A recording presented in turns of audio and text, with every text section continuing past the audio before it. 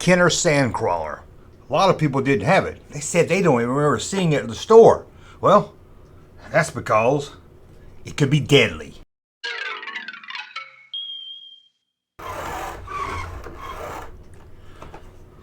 Here it is, guys, the Kenner Sandcrawler. One of my holy grails for a long time, and one of you viewers sent it in to me. Oh, thank you so much. Now, this one doesn't have the remote, so I'm not sure if it works, but maybe it's a good thing it doesn't work, because it could be deadly. And some kids found out, especially a 12-year-old in Utah who burned to death thanks to this. So, are you ready for me to tell you all about it? As many of you know, it's a remote control. And not only is it remote control, it will go frontwards and backwards, frontwards and then backwards again, just like the guy on the commercial said that it would do. By going forward, backward, then forward again. So I know, you're asking yourself, how could something so cool be so deadly? Well, it came with a remote control, as you all know, and like most remote controls at that time period, it had a frequency. Why is that so hard to say? I know I failed speech class in school. Sorry. Frequency. Between about 29 megahertz to about 49 megahertz. And that means kids could play with the Sandcrawler, in their bedroom. Maybe they could step out of the bedroom into the hall and get it to work. Make it go frontwards and backwards, frontwards, and then backwards again. Backward, then forward again. But one Kenner designer decided to give the controller just a little bit more juice. Instead of the limit of 49 megahertz, he pumped it up to 65 megahertz. Now the designer who did this didn't tell anyone, and no one in Kenner would even notice. So what the harm? He thought kids were getting more enjoyment out of it, because now instead of just hitting the remote in their bedroom, they could go down the street, have this thing work blocks away. They could be up around the corner at their friend's house, make it go frontwards and backwards, frontwards and backwards, frontwards and then backwards yet again. So it seemed like a genius plan. And he didn't want to tell Kenner because the marketing team would mark up the price, and if you know, it was already getting pretty pricey for a Star Wars toy, at least back in this time period of 1978. Although it's nice to look at. So some of these were shipped out with that controller with the higher frequency. My tongue just doesn't work. And everything was going fine. Some of the stores said they had great sales with this. I mean, this was late 1978. I think Sears was the only place that had it. And everything was going smoothly. No one heard anything. That was until a kid named Russell in Utah found out just how deadly that controller could be. But before we talk about him, let's talk about some other people that had issues. Little Davy Turner in Waco, Texas, noticed whenever he used this controller, he would screw with his TV. Yep, the TV in the living room. It would make the picture go wacky. As he told the Waco Daily News, it made the television fall down the stairs. Not really sure what he meant by that.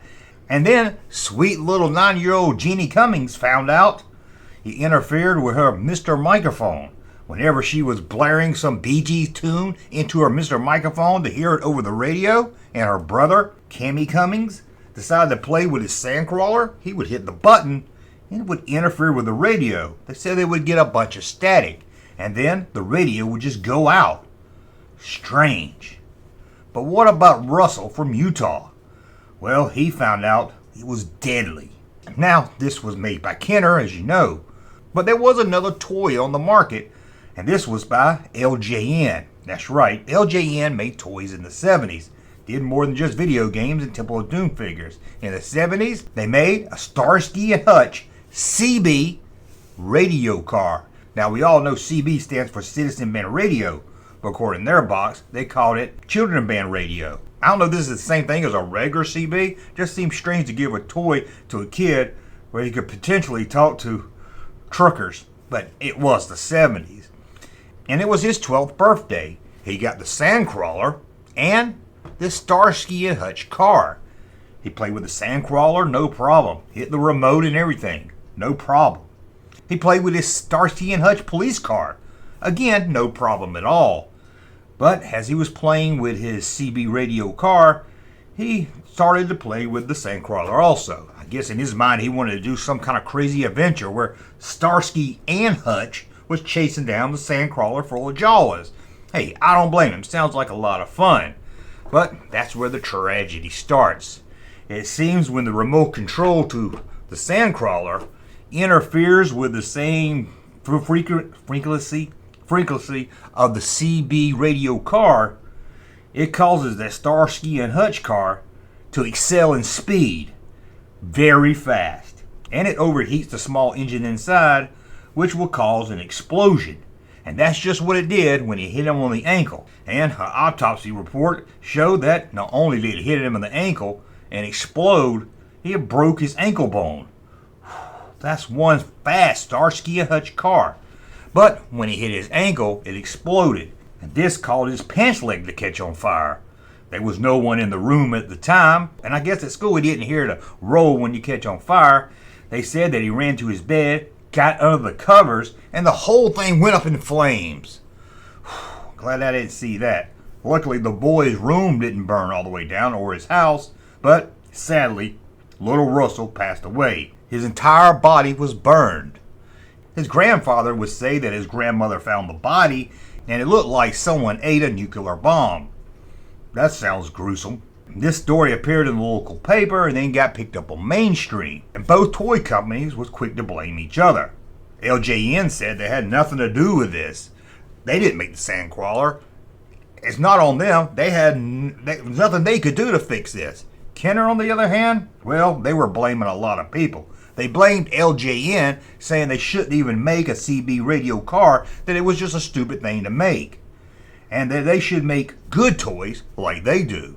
And they also blamed the kid. According to Kenner, it said in the instruction booklet not to use it around other RC type toys, even ones with CB radios in it, adding that if it's anyone's fault at all, it's the 12-year-old boy, because he ignored the rules or just didn't read them. But inside Kenner, they was tearing apart that controller to see exactly what happened.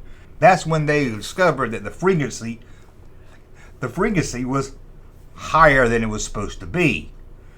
They kind of hushed it down, tried to fix the controller, didn't ship any more out. And that's really why you don't see this thing much. Now, when they re-released it for a limited time in the Empire Strikes Back line, they did fix the controller. You had to stand right next to the thing to get it to work. They went really low with it. Now, how many other kids were injured by this toy? Well, we know of Russell, but everyone else we just know about trivial things. Again, interfering with a Mr. Microphone and a radio, a television falling down the stairs. And there was a few other cases with the Starsky and Hutch car that it would take off, going 10 times as fast as it was supposed to, which most kids enjoyed. They would take it outside and use that Sandcrawler remote to get up some high cool speeds. And it went so fast, by the time it exploded, it was way down the road and no one got hurt. The only one I could find that actually got hurt by this thing was little Russell in Utah. Sadly, we lost a life. But was it his fault, or was it Kenner's fault? The blame went around, and Kenner did try to make it right, where they offered his parents a $5 coupon for any Star Wars toy at their local toy store. Hey, to me, that sounds like a good deal. I mean, sure, the Sandcrawler would cost more than $5, but you could have picked up at least a couple of figures for that. So I don't see the problem right there. But then again, Russell was their only child, so they probably didn't really need the Kenner Star Wars coupon. But it's a cool story. At least they had a cool story to tell their grandkids. Oh, wait. Russell was the only kid they ever had, so I guess they didn't have any grandkids either. Anyway, this story's kind of been lost in time or hidden by Kenner. I'm not really sure. Ooh, look at that. Isn't that cool? I like that. Get get back on there. But I figure some of you would want to know this story. Well, I want to thank you for watching. And as always, thumbs up if you like my content, subscribe to the channel, and we'll talk again. This is not the first. What now? Boys, dead boys, yeah.